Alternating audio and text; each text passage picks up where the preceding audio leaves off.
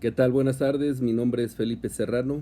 Agradezco a la familia Orquieta quien me solicitó hacer este video con la intención de contar un poco de mi historia, ¿no?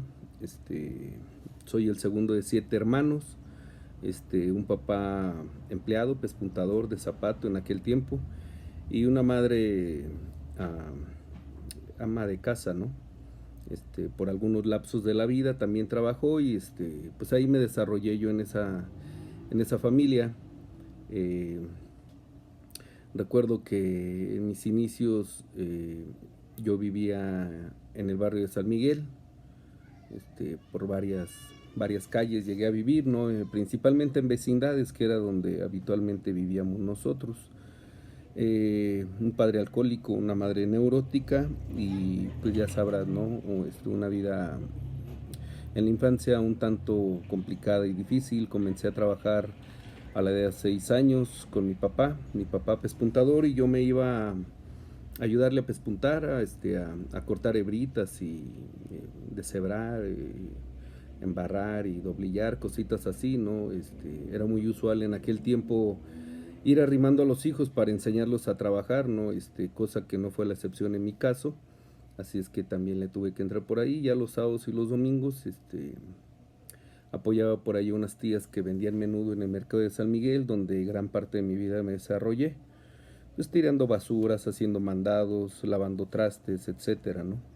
Una vida realmente complicada, llena de muchas carencias materiales, emocionales y demás, ¿no? Al ser 7 hermanos y un padre empleado, pues las condiciones de vida eran un tanto difíciles para nosotros.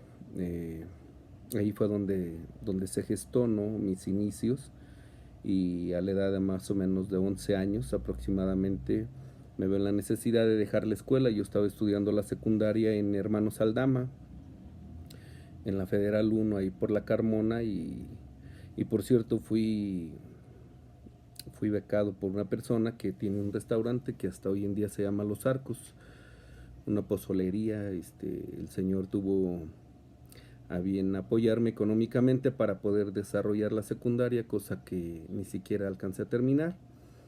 Igualmente por las condiciones sociales, pues también con la necesidad de apoyar a la familia, pues me tuve que ir con mi papá a trabajar desde los 11 años, 12 años. Me salí, me metí a trabajar de tiempo completo a ayudar a mi papá en la economía de la casa. Este, a los 14 años pues ya sabía pespuntar bien todo tipo de calzado, pero ya empezaban mis inquietudes, ¿no? Ya tenía la necesidad de crear mis propios espacios, y empecé en la búsqueda, ¿no? En la búsqueda de mi propio ser, en la búsqueda de mi identidad, y pues me encontré con varias vicisitudes, ¿no? Ya estaba harto, ya estaba desesperado de que fuera el que siempre no tenía, el que las condiciones de vida así se le habían dado, ¿no? Entonces, pues no me gustaba que me dijeran el ata. En aquel tiempo, pues era muy usual ver las películas de Pedro Infante, y había un personaje que le decían el ata, donde pues tenía a su novia, ¿no? Chachita. y se corta su pelo Chachita para regalarle su cadena, y él vende su reloj para comprarle unas bolitas para el pelo, un prendedor, una peineta, ¿no?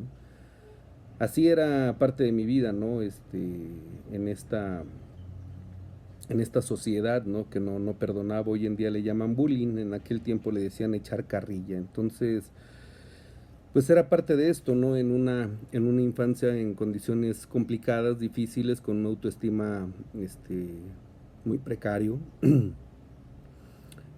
Pues emprendí mi propio camino, ¿no? En este camino fui en la búsqueda de aprender nuevas cosas.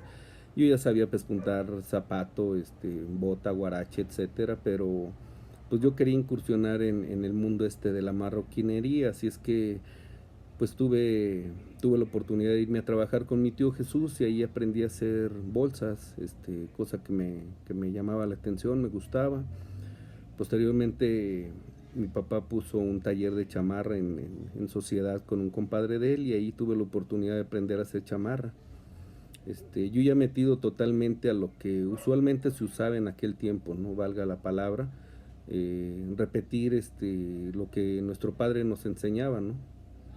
Y seguí en este camino de empleado, de pespuntador, y al mismo tiempo con esa necesidad, con esa hambre, me enseñé a arreglar máquinas de pespuntar. Incluso por ahí estuve algún tiempo trabajando para Casa Díaz, arreglando máquinas de pespuntar. Después tuve la inquietud de enseñarme a hacer diseños, y tomé un curso brasileño. Vine a unos brasileños en aquel tiempo acá a León, y tuve esa necesidad, ¿no? de querer aprender, de querer irme superando, ¿no? En algún momento de mi vida descubrí esa necesidad, ¿no? Basada en lo que ya te digo, ¿no? No querer seguir ahí como en el suelo, como en el piso, como el que nunca puede, el que nunca tiene. Y me puse a estudiar moldaje en un curso brasileño, y de ahí en adelante pues ya poco a poco estaba más completo, ¿no? Ya sabía pespuntar, cortar, arreglar máquinas, sacar moldes, hacer diseños, y el taller de mi papá, estuve ahí buen tiempo trabajando con él. Llegó la devaluación del 94, y por lo que le pasó a muchas empresas, micro y pequeñas empresas, pues también la de mi padre en ese tiempo, en ese tiempo también se perdió. Me fui a Garcís a trabajar. En aquel tiempo no había trabajo aquí en León. Garcís estaba trabajando porque estaba importando a Estados Unidos con una marca que se llama Altec. Y ahí seguí trabajando como por unos 2 años, 3 años. Y hasta que pasara la crisis, ¿no? Recuerdo que en ese tiempo me hice cargo de mis 6 hermanos, papá y mamá, con mi sueldo. Ahí le poníamos todas las ganas para fortalecer a la familia, y pues seguía siendo difícil, ¿no? Papá sin trabajo, ya no tenía el taller de chamarra, y pues yo me vi en esa necesidad, ¿no? De aportar a la familia. Entonces, eh, aún con las ganas, ¿no? De seguir creciendo, de querer seguir fomentándome, ¿no? Buscando esa mina de oro en mi vida. Yo siempre creí que había algo bueno para mí. Siempre, siempre lo he creído, y siempre lo seguiré creyendo, que pues Dios tenía algo preparado para mí, ¿no? Mas no sabía qué ni cuándo, ¿no? Mi trabajo era continuar siempre adelante. Descubrí una de las cosas, que por qué alguien podía hacer más, por ejemplo, más chamarras que yo, ¿no? Pues porque esa persona perdía menos tiempo que yo. Yo, aún siendo de todos modos joven, perdía mucho tiempo a veces en ir al baño, estar platicando con los compañeros y demás, y veía esas personas que eran dedicadas, y yo decía que realmente era lo que yo tenía que hacer si yo quería hacer más producción que ellos. Entonces me empecé a proponer a cuidar mis tiempos, a cuidarme a mí, inclusive a dormir un poco más, a descansar más, para poder tener ese rendimiento que necesitaba a la hora de estar trabajando. Y poco a poco fui ganándome posición donde quiera que me encontraba, donde quiera que iba a trabajar. Me iba encontrando en esa posibilidad, ¿no? Siempre buscando al mejor, igualarlo y después superarlo.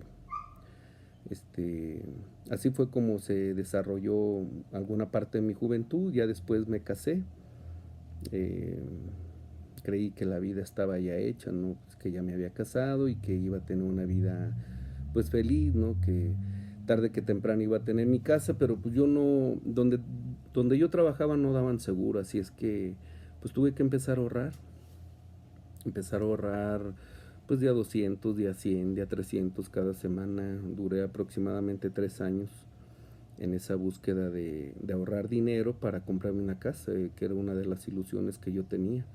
Otra de las que tenía pues era un auto, ¿no? Era comprarme un carro, pero era más la necesidad de tener una casa. Así es que me puse a ahorrar, y recuerdo que en aquel tiempo pues la familia necesitaba, la esposa pedía, ¿no? Que compráramos algunas cosas, pero yo no le decía a nadie que tenía esa cantidad ahorrada, ¿no? Que yo estaba ahorrando para comprar una casa.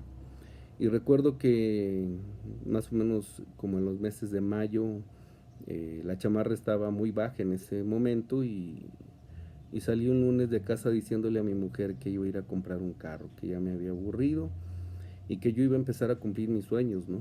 Que era comprarme un carro.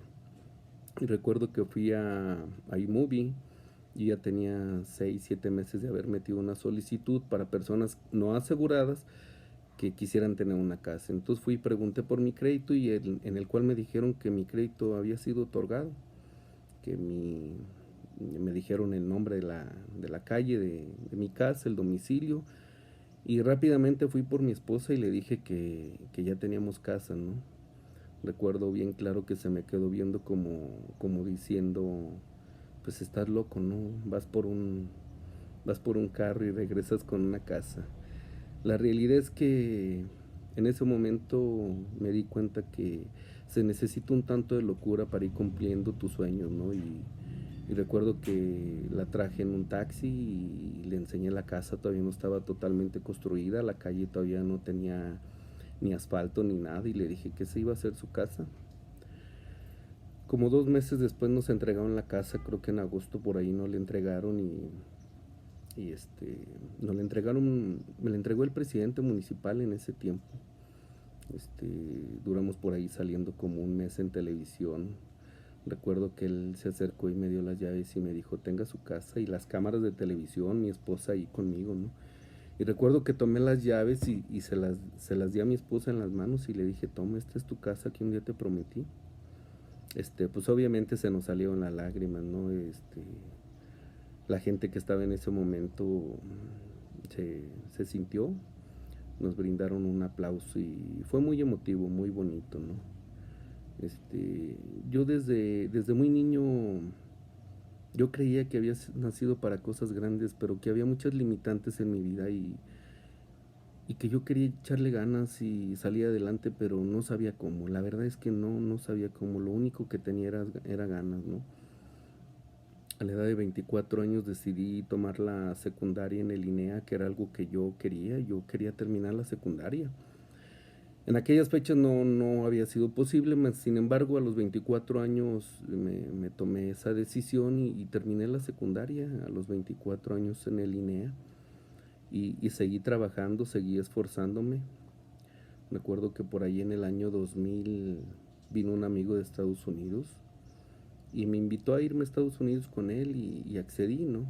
Ese día recuerdo que el día que yo me iba a ir, pues yo entregué mi trabajo, di las gracias, dejamos la casa donde vivíamos, o mejor dicho, el cuarto de una vecindad de maravillas. Ahí era donde vivíamos en el año 2000 y decidí partir, decidí irme, ¿no? Aunque yo le pedía mucho a la vida y le pedía mucho a Dios que si era mi bien irme, que me dejara irme tranquilo, que dejara a mi familia en paz y si no, que me diera un aviso, ¿no? Recuerdo que ese día que me iba a ir, sucedió un percance, un accidente, llegó mi hermano corriendo y me dijo que acaban de atropellar a mi hija, ¿no? El mero día que yo me iba a ir el 6 de enero. El 6 de enero le iba a dejar los reyes a mi hija, la más grande, tenía a mi otra niña, la que le seguía, estaba embarazada, tenía como 5 meses mi esposa y, y pues sucedió ese accidente, ¿no? Llegué ahí al lugar donde había ocurrido y pues mi esposa estaba en la ambulancia, yo vi a mi hija muy bien y no entendía, ¿no?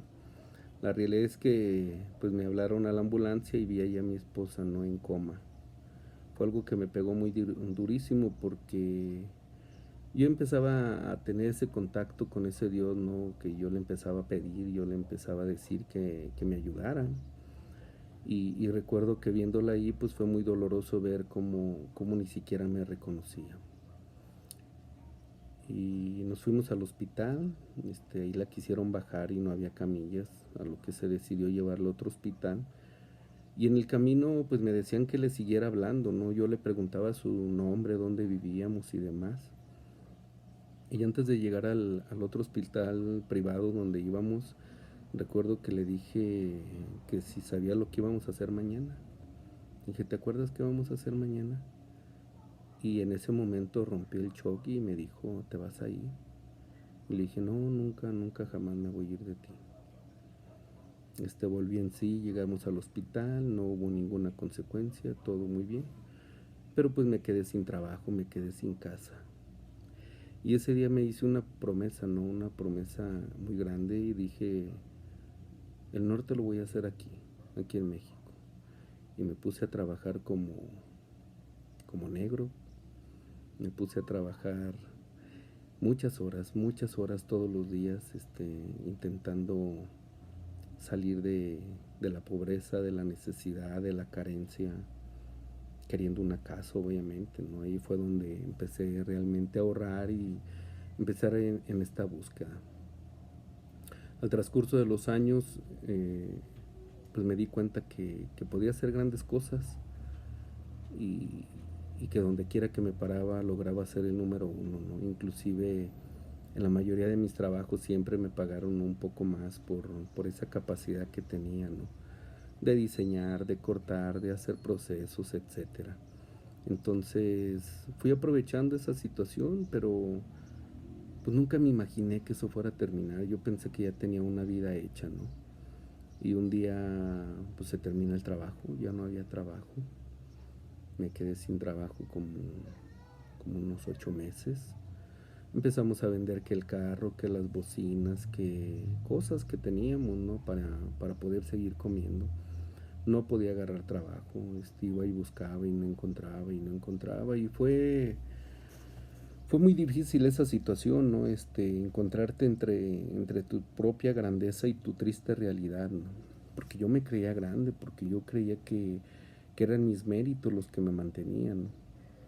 Y cuando esas condiciones ya no se dieron, pues ni con mis méritos podía salir adelante. Así es que tomé la decisión de irme a Estados Unidos nuevamente.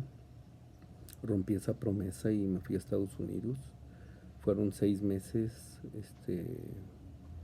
después de que llegué a Estados Unidos, como 6, 8 meses que me quedé en la calle, o sea, literalmente, pues me quedé sin chamba, ¿no? Al principio sí me fue muy bien, los primeros 3 meses. Recuerdo que me recibió un amigo, Juan Lerma, una persona que me ha ayudado mucho en la vida, como tantas, porque sí ha habido muchas personas que me han echado la mano. Recuerdo que llegué a Oregon y luego tuve 2 trabajos, uno en una tienda de piel haciendo bolsas, chamarras, algo que me encantaba hacer, y por otro lado McDonald's, que era algo que definitivamente yo no sabía hacer nada. Y es donde descubro por primera vez cómo tomé una de las llaves de mi vida, ¿no? Porque recuerdo que estando ahí en McDonald's, había una señora que me presionaba mucho. Yo me ponía a barrer, a limpiar, y me decía ella, deje el trapeador, deje la escoba, póngase a ver qué sale en la pantalla, fíjese cómo preparan, ¿no? Y le empecé a hacer caso. Al mes de estar ahí en McDonald's, pues ya cerraba yo McDonald's yo solo. Empecé a estudiar mucho, empecé a estudiar inglés, algo que en la escuela se me dificultaba demasiado, demasiado, demasiado. Yo realmente de inglés yo no sabía nada, nada de nada, y ahí empecé a hilar, ¿no? Algunas palabras y pues le puse mucho empeño, ¿no? Recuerdo que los compañeros se salían a fumar, a platicar, se salían a sentar, a descansar. Y yo me metí a ese cuartito de operaciones de McDonald's donde había unos libros de operación como de este tamaño. Y ahí decía cómo se abría, cómo se cerraba, cómo se limpiaban las freidoras, para qué servían los productos, las fichas técnicas. Saqué una certificación de preparación de alimentos ahí en Estados Unidos. En muy poco tiempo, 3 meses, realmente hice muchas cosas. Y decidí volar a Oklahoma, a un trabajo en la construcción, donde supuestamente me iban a pagar $10 la hora y yo ganaba $7 la hora. Y me fui a la construcción y ese día cuando yo llego a Oklahoma corren a mi encargado y me quedo sin trabajo. De Oklahoma me llevan a Denver, Colorado, y ahí en Denver, Colorado es donde literalmente me quedo sin trabajo, sin nada durante 8 meses. Fue muy complicado, muy difícil porque me pasó lo que este libro que se llama El alquimista, ¿no?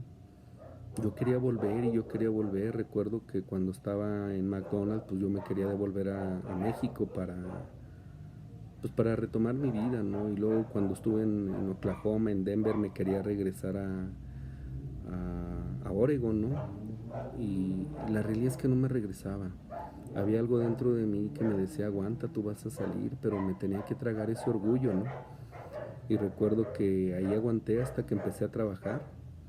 Esta persona me echó la mano y me dio trabajo y empecé a trabajar y pues terminé siendo una persona eh, encargada, ¿no? Encargada de otras tantas personas, viajando por casi toda la Unión Americana, haciendo casas, poniendo ventanas, haciendo la reconstrucción por fuera de los edificios, lo que le llaman los decks, los jardines, mucho de dónde aprender, ¿no? Ahí aprendí muchas cosas y aparte pues tenía una gran ventaja, ¿no? Contaba con una licencia, ya me había puesto a estudiar inglés, ya caminaba y hablaba por mí mismo, ¿no? Recuerdo que ese amigo que me llevó a Estados Unidos me dio el primer tip y me dijo que si yo quería triunfar en Estados Unidos, lo primero que tenía que aprender era a perder, algo que yo no estaba acostumbrado. Me dijo, date cuenta que estás en un país que no es el tuyo, en un idioma que no es el tuyo, no hay la comida que tú comes, así es que lo primero que vas a aprender es aprender a perder. Juan Lerma, agradezco mucho tu consejo porque tuve que aprender a perder y perdí todo, ¿no? Perdí gran parte de mi vida, gran parte de mi autoestima, esa creencia de que yo podía con todo, ¿no? Y realmente no podía con todo. Siempre he necesitado de alguien que me eche la mano, que me enseñe. Siempre he necesitado preguntar, prepararme una y otra vez, una y otra vez. Y así duré casi 4 años en Estados Unidos en esa búsqueda, ¿no? Pero llegó el momento en que me di cuenta que era un círculo vicioso. Ahorraba dinero y después me quedaba sin trabajo y ahí lo gastaba y así iba la vida, ¿no? La realidad es que mi intención era juntar, no sé, 200,000 pesos, 500,000 pesos para ahorrarlos y poner un negocio acá en México, cosa que nunca sucedió. Algo, algo difícil, ¿no? La meta era ambiciosa y la realidad es que pues no la lograba. Y, y llegó un momento en que llegué a Pasadena, ahí en Texas, y me empezó a agarrar una depresión muy fuerte. Yo me buscaba y yo decía que me hace falta, ¿no? Y pues encontré lo que no quería ver, que era la necesidad de esa familia, ¿no? Y tomé la decisión de venirme para acá, para México nuevamente, con la intención de pues echarle ganas aquí, ¿no? Creo que ya había aprendido bastantes cosas, no me vine con gran cantidad de dinero, realmente me vine con muy poco, pero pues con esa necesidad de reintegrarme otra vez a mi familia, ¿no? Porque eso siempre tuve bien claro. Recuerdo que una vez que volví a Oregon fui a buscar a un padre, había un padre que me gustaba mucho cómo daba las misas. Ese padre era luchador allí en Oregon, en Portland, Oregon. Y recuerdo que un día después de mucho tiempo volví y fui a escuchar su misa y desde que entré me vio y se me quedó viendo. Toda la misa estuvo ahí como dirigiéndome lo que él hablaba, ¿no? Y al final me saludó, sentí una vibra muy fuerte en su mano y me pidió, o me preguntó, mejor dicho, que si quería hablar con él. A lo cual yo le contesté que sí traía una necesidad muy fuerte de hablar y ese día lunes me recibió en su casa atrás del templo y duré como 2 horas hablando con él. Le conté todo lo que había sucedido, por dónde había pasado, mi gran necesidad de la familia, la gran necesidad económica, las frustraciones que se viven en Estados Unidos, este mito del sueño americano, ¿no? Y recuerdo que él me dijo, tienes que escribir un libro. Me dijo, tú no pareces mexicano, tienes que decirle a la gente que realmente vive un migrante. Dice, él fue el primero que me dijo que tenía una gran capacidad, que Dios me había dotado de un talento que era convertir pensamientos y emociones en palabras. Dice, tienes una gran facilidad. Y recuerdo que yo me molesté mucho y le dije que yo no era un conejillo de indias. De hecho, le di un golpe a la mesa y me salí de ahí y no volví jamás con él. Mas sin embargo se fue algo dentro de mí, en lo que él me decía, ¿no? Tal vez era un llamado, hoy entiendo que fue un llamado, pero yo no lo quise ver en ese momento así. Y me fui y traté de seguir consiguiendo las cosas a mi manera y pues cuál fue mi sorpresa, que cada vez me sentía peor. Regreso acá a México y como saben, pues lo que nos pasa a la mayoría de los norteños, ¿no? Más del 90% de los norteños regresamos con una familia fracturada, este, unos hijos sin esa imagen paternal, ¿no? Muchos daños, muchas situaciones, se nota que no estuvo la presencia de padre, ¿no? Aunque yo decía que sí, porque yo diario les hablaba, les mandaba dinero, etcétera, pero la realidad es que pues ya había muchos daños, ¿no? Y fue muy difícil volverme a integrar aquí en México a la familia, ¿no? Eh, ya no era bien recibido ni por la propia familia, esa era la verdad.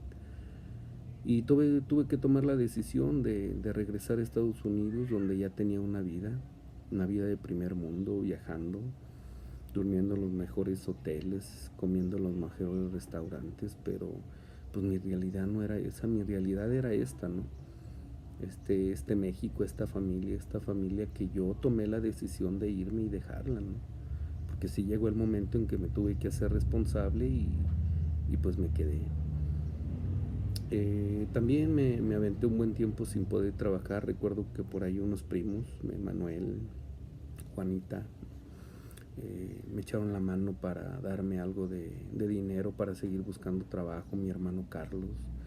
Hubo mucha gente que me echó la mano, ¿no? Para volver a reintegrarme a este ritmo de vida de México, volver a reintegrarme a mi familia. Yo en esos tiempos yo decía, esto no se lo deseo ni a mi peor enemigo, ¿no? Lo que yo sentía era brutal, era una tristeza profunda, era una culpa tremenda, pero también con esa necesidad de volver a echarle ganas y salir adelante, ¿no? Recuerdo que en esos tiempos se empezaron a arrimar, donde quiera que yo iba eran hermanos, eran cristianos, y donde quiera que iba me encontraba cristianos. Yo dije, bueno, pues a lo mejor es la forma en que Dios me está invitando, ¿no?